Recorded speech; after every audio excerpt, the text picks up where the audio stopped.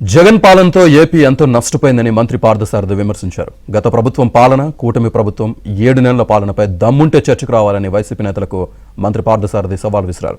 అవాస్తవాలు ప్రచారం చేస్తామంటే ఊరుకునేది లేదని హెచ్చరించారు. సంవత్సరాల అధికారంలో ఉండి రాష్ట్రం గురించి కానీ, రాష్ట్ర ప్రజల భవిష్యత్తు గురించి కానీ, రాష్ట్రంలో ప్రతి సంవత్సరం వస్తున్న గ్రాడ్యుయేట్స్, ఇంజనీర్లు వాళ్ళందరి భవిష్యత్తు గురించి కానీ ఆలోచించుకోకుండా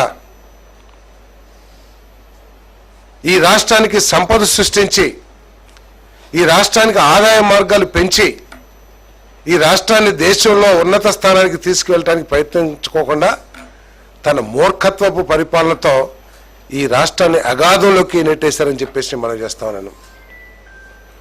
ఇది వాస్తవం కాదనుకుంటే దమ్ముంటే ఎవరైనా సరే వైఎస్ఆర్ కాంగ్రెస్ పార్టీ నుంచి బహిరంగంగా చర్చించడానికి సిద్ధమని చెప్పేసి కూడా ఛాలెంజ్ చేస్తా ఉన్నాం.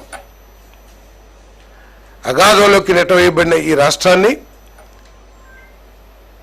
ఒడ్డును వేయటానికి, తిరిగి గాడిలో పెట్టడానికి చంద్రబాబు నాయుడు గారు ప్రయత్నం చేస్తున్న విషయం ఈ రాష్ట్ర ప్రజలందరూ కూడా గమనించాలని చెప్పేసి మనం చేస్తా ఉన్నాను. నేను మీ 7 నెలల పరిపాలన,